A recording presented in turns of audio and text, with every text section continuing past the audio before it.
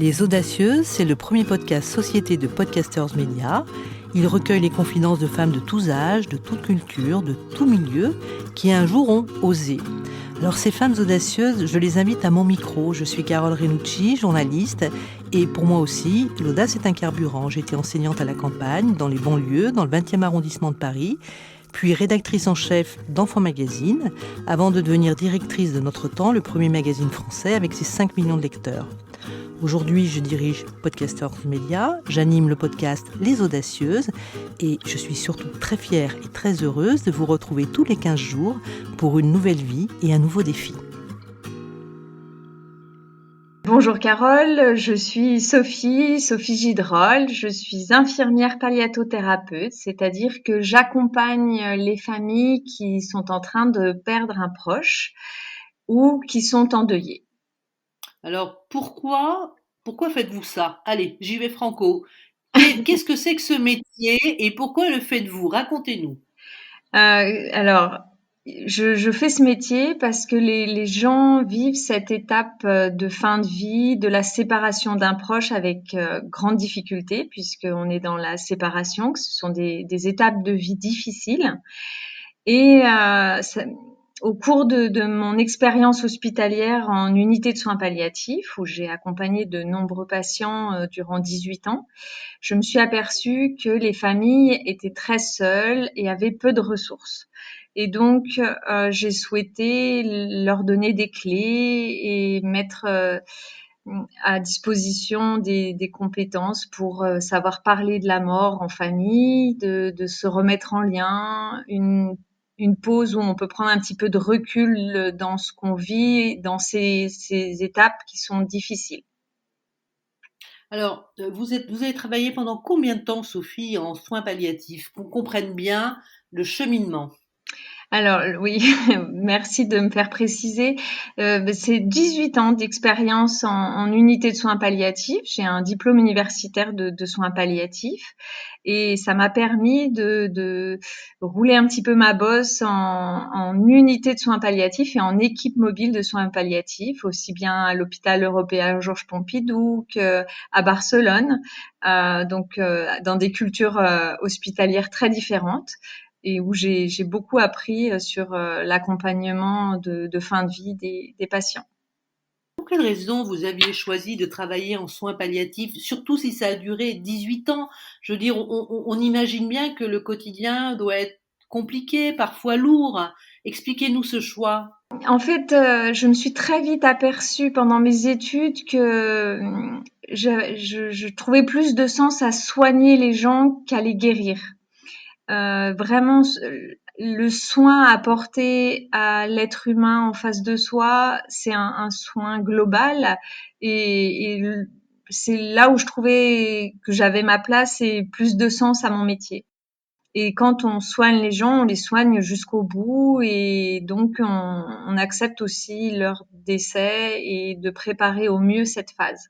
Est-ce que vous avez le sentiment qu'en France, on met un petit peu de côté, alors ce que les anglo-saxons appellent le care, puisqu'il y a deux mots hein, chez eux, il y a le care pour tout ce qui est soins, accompagnement, et là il y a the cure pour ce que Tout vous à fait. dites qui relève de la guérison, donc des traitements divers et variés.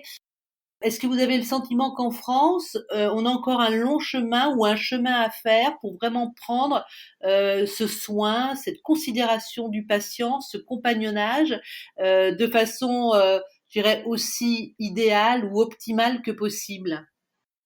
Alors tout à fait, je crois que c'est sociétal. Je crois que vraiment on a encore beaucoup d'évolutions à faire pour que la fin de vie, que ça soit aussi bien en gériatrie que la fin de vie de gens qui décèdent plus jeunes, hein, parce qu'évidemment c'est malheureux, mais on décède à tout âge, et que cette étape de fin de vie puisse être prise en compte aussi sociétalement et donc, comme vous dites, hein, que le care et le cure soient de même valeur et de reconnaissance égale. Pour l'instant, je pense qu'il y a encore du travail à faire. Alors, si vous êtes aujourd'hui dans les audacieux, c'est parce que vous êtes précurseurs dans ce domaine-là. Racontez-nous comment on quitte un hôpital où les soins sont orchestrés, dans lequel on se glisse finalement dans un quotidien sans doute assez répétitif aussi. Comment on sort ou on réinvente à partir de ce qu'on a vu, de ce qu'on sait faire, comment on se réinvente au bout de 18 années. Alors, les nouveaux projets, c'est ce que j'ai du mal à rester dans une case et c'est pour ça que mon dernier poste, j'étais en équipe mobile de soins palliatifs et j'ai souhaité mettre en place un groupe de parole pour les personnes endeuillées, auquel j'ai passé un diplôme universitaire sur le deuil et je me suis dit que vraiment il y avait une prise en charge plus globale, plus adaptée à toutes ces étapes qui sont sociétalement parlant peu prises en compte pour les rendre plus acceptables, moins difficiles, donner des outils au grand public, aux familles qui sont dans ce tsunami émotionnel, dans ces... On n'imagine pas, on se prépare pas à tout ça. Et il y a quand même des moyens pour trouver un peu d'oxygène, trouver du sens ou entre guillemets du sens parce que c'est pas toujours facile, mais d'avoir d'autres éclairages, d'avoir en tout cas du soutien et être moins seul parce que c'est compliqué à gérer. On fait avec ses propres ressources et on se retrouve assez démuni. Et c'est qu'une fois, quelques années souvent après, qu'on peut se dire ah mais si j'avais su, si j'avais lu tel bouquin, si on m'avait dit. Voilà, donc de pouvoir en parler à ses enfants, de pouvoir les outiller, mais aussi d'être soutenu au quotidien ou pas, hein, selon le rythme et les besoins de la personne ou de la famille. Mais voilà, il y a quand même des choses à savoir sur la fin de vie. Vous vous formez, vous pouvez nous parler un petit peu de cette formation? Parce que moi, ce que j'entends dans vos propos, il y a bien sûr sans doute de la technicité, les bons mots à trouver. Est-ce il y a peut-être une dimension aussi juridique, j'en sais rien, mais vous allez nous raconter tout ça, bien entendu. Est-ce qu'il y a aussi une dimension philosophique? Est-ce qu'il y a il y a des questionnements autour de ces thématiques qui sont liées au départ? Racontez-nous ce contenu de formation. Je me suis beaucoup formée et maintenant j'accompagne les gens. Je forme certains professionnels, ceux qui le souhaitent, mais l'axe est plutôt sur le grand public, sur les familles qui vivent ces étapes. D'accord. Après, au niveau des valeurs philosophiques, spirituelles, voilà, chacun vient avec là où il en est dans son chemin, dans son expérience de vie, et donc moi, je fais écho, je peux accompagner sur ces questionnements parce il y a moult possibilités de voir la fin de vie, le deuil. Après, il y a des clés qui sont que, entre autres, la mort c'est un passage comme la naissance, qu'il y a un déséquilibre qui est entraîné par ce passage et que on va arriver à trouver un nouvel équilibre. C'est un déséquilibre entraîne une crise existentielle, ou du moins une renaissance à un nouveau soi-même. Et c'est compliqué d'être très seul dans ces étapes. Autant j'ai envie de dire l'aide à la parentalité ou le quatrième trimestre peut être accompagné et est valorisé, autant le passage de la fin de vie, du deuil, c'est encore assez mal vu dans notre société. Et pourtant, le deuil, c'est universel comme expérience. C'est vraiment une étape où on y passera tous. Pourtant, chaque deuil est unique.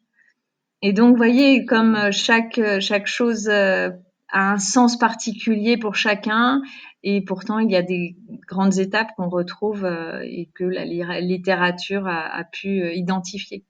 Et qui, lorsqu'on on connaît mieux cette littérature, peut permettre effectivement de mieux vivre ces passages. Ma question, Sophie, portait sur la formation que vous aviez reçue, parce que ce cheminement peut intéresser d'autres personnes que vous. Moi, ce qui m'intéressait aussi, c'était de savoir quel était le contenu de cette formation, ce DU que vous avez passé. Ah, alors, le DU de soins palliatifs ou le DU deuil? Parce que c'est deux diplômes universitaires passionnants. Parlez-nous des deux, voilà. Alors, pour moi, le DU de soins palliatifs, c'est un diplôme interuniversitaire qui s'est fait en 2 ans, entre autres sur Paris avec le docteur Lassonnière à l'époque. Hein, donc, je vous parle, c'était les années 2001. Mais c'est souvent des gens qui sont passionnés par ce qu'ils font et qui ont aussi bien un pied dans la théorie et dans la recherche qu'un pied dans la clinique. Donc ça permet quand on vit ces formations-là, d'être aussi bien outillé techniquement, j'ai envie de dire, mais avec des exemples très concrets, très précis. Sont vraiment c'est passionnant. Enfin, en tant que professionnel, c'est passionnant. Et le diplôme universitaire sur le deuil, c'est une découverte parce que, enfin, pour moi, vraiment, je vous parle de ma vision de ces vécus-là.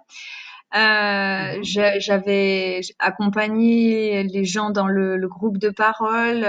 Je voyais vraiment les étapes qui cheminaient au travers de leur chemin. Et quand on voit l'aspect du deuil chez les enfants, le deuil induit et compliqué après un suicide, le deuil enfin les deuils périnataux, euh, tout ce qui touche au deuil, tout ce qui est euh, les orphelins, quand on perd un père ou une mère durant sa scolarité en primaire, combien ça peut impacter jusqu'à la réussite des enfants. C'est, c'est, oui, on s'aperçoit que ça a beaucoup d'impact. Un impact sur Mhm. aussi bien psychologique que physique. Il y a beaucoup de maladies qui sont compliquées par un deuil. Les polyarthrites rhumatoïdes souvent font plus parler d'elles durant le deuil. Les eczémas peuvent se déclarer pendant un deuil. Des douleurs physiques peuvent apparaître et mettre en difficulté les médecins, des douleurs neuropathiques, des douleurs et voilà, c'est vraiment des impacts physiques du deuil qu'on n'a pas encore assez en conscience pour prendre plus soin de nos endeuillés. D'accord. Et donc, ce sont des points que vous évoquez, enfin, qui sont traités pendant ce temps de formation, puisqu'on était sur ce sujet-là. On est d'accord? Oui. Alors moi, ce que j'aimerais savoir maintenant, c'est ce que vous proposez. C'est-à-dire qu'on a bien entendu les 18 ans en soins palliatifs, on a bien entendu parler de ces deux DU. Quelle est votre offre?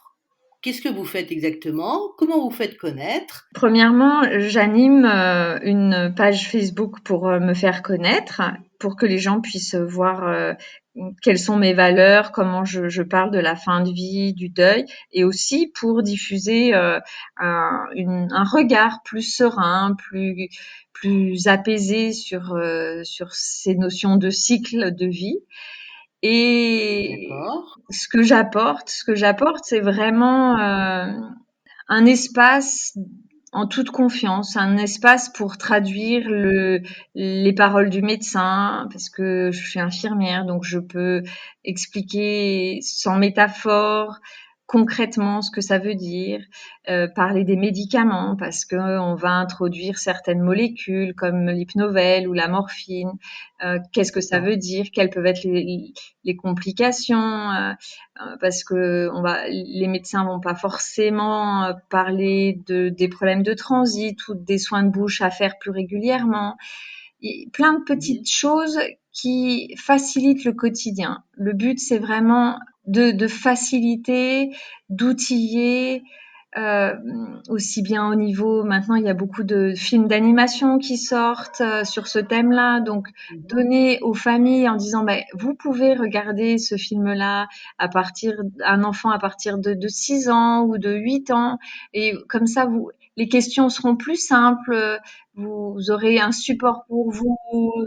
Tout ça, Sophie, on le trouve, ces conseils, on les trouve sur votre compte Facebook. Alors, j'en parle beaucoup, en effet, et en fonction en consultation, je pourrais aborder des films qui seront plus adaptés à telle situation ou telle autre. D'accord. Maintenant, il faut que vous nous parliez de vos consultations.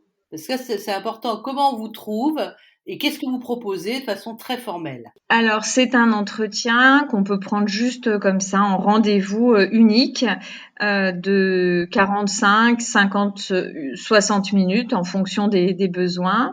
Parce que c'est des entretiens où, vu qu'on aborde les choses en profondeur, ça peut pas être sur un bout de chaise. On a besoin d'avoir un moment de mise en confiance, de savoir de quoi on parle. Donc, il faut qu'on ait du temps devant soi pour évoquer toutes ces choses. Comment on me trouve? C'est soit la magie du bouche à oreille, soit sur Internet. J'ai eu des articles qui sont sortis dans la presse écrite.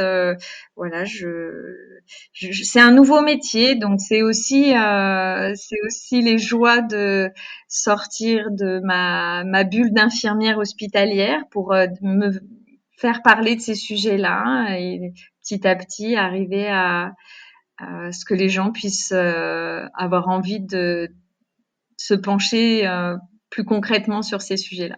D'accord. Alors donc, compte Facebook, consultation. Est-ce que vous formez également des soignants, justement, qui sont en unité palliative? Oui, alors j'intervenais en école d'infirmière jusqu'à présent, et là on m'a demandé de former la première équipe de l'île Maurice sur donc la création d'une unité de soins palliatifs. Donc actuellement je suis en train de former l'équipe, en effet. Donc, vous faites plein de choses. Je fais plein de choses. Il y a 2 ans, j'avais monté un projet avec une psychologue pour intervenir en classe de troisième, outiller les jeunes adolescents.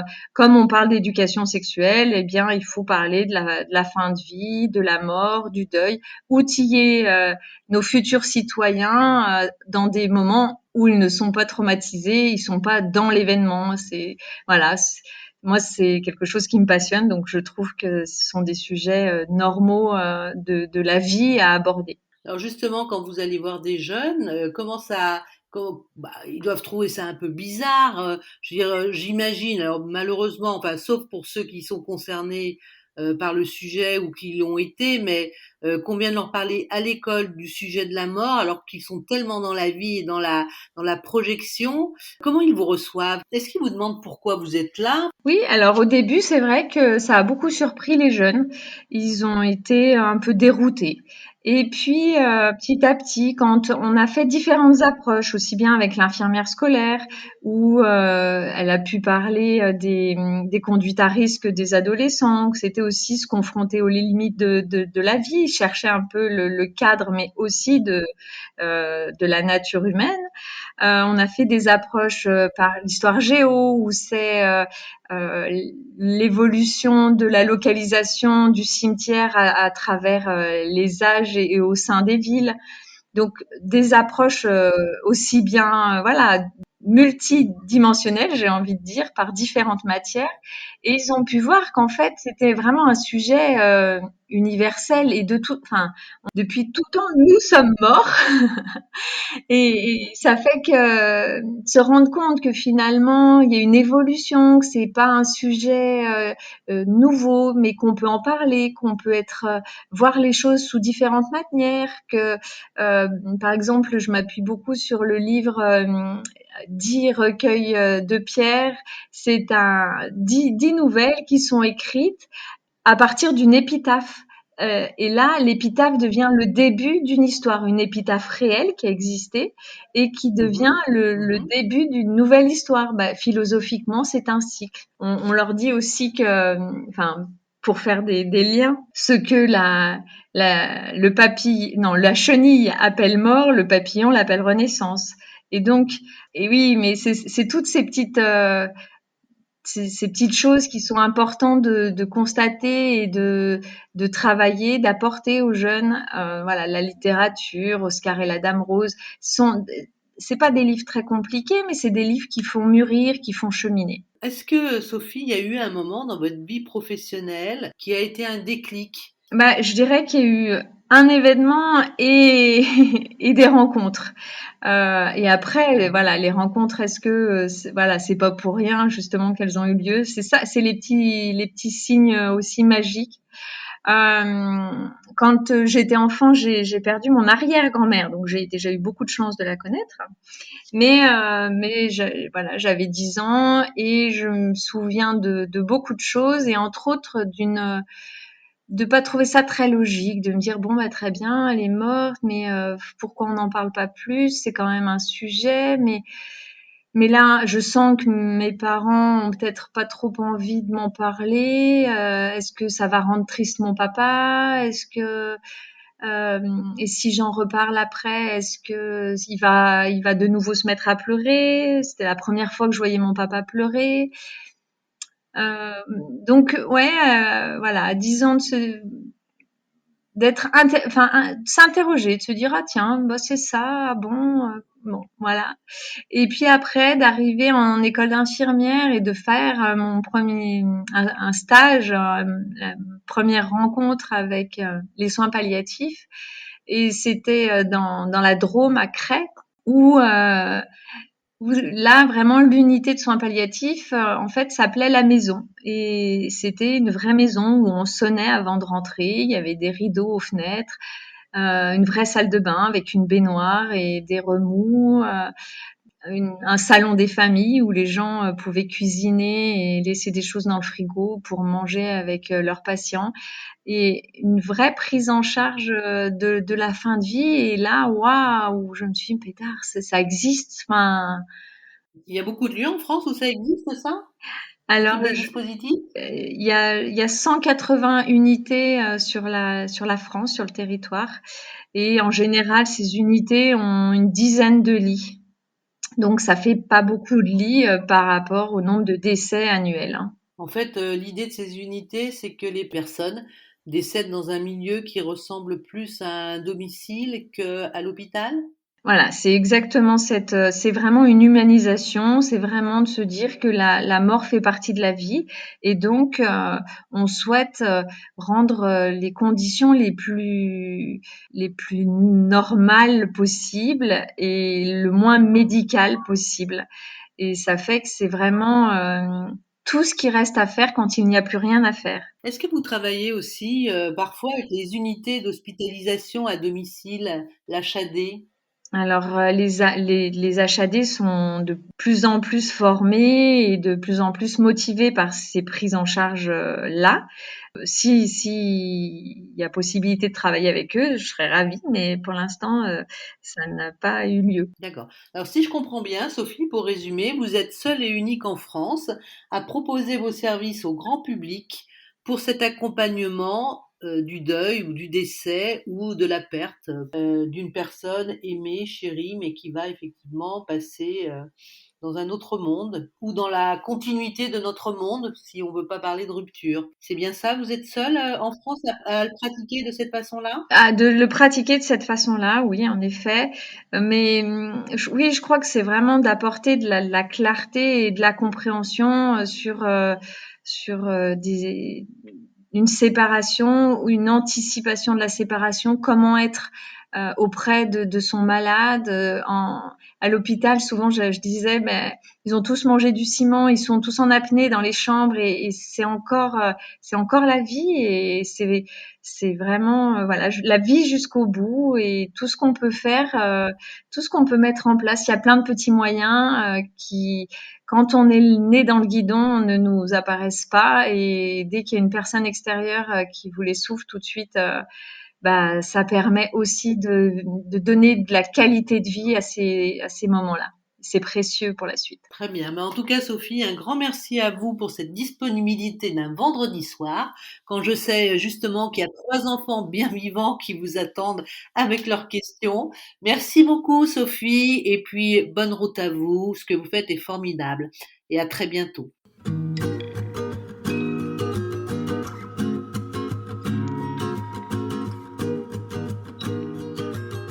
Merci d'avoir écouté avec nous ce nouveau numéro des Audacieuses. J'espère que vous avez passé un bon moment et que je vous retrouverai dans 15 jours pour une nouvelle vie et un nouveau défi. N'hésitez pas à vous abonner et même à nous mettre 5 étoiles sur votre plateforme d'écoute préférée. Vous pouvez aussi découvrir ou redécouvrir toutes nos Audacieuses, disponibles sur toutes les plateformes d'écoute de podcast et sur celle de podcastersmedia.com.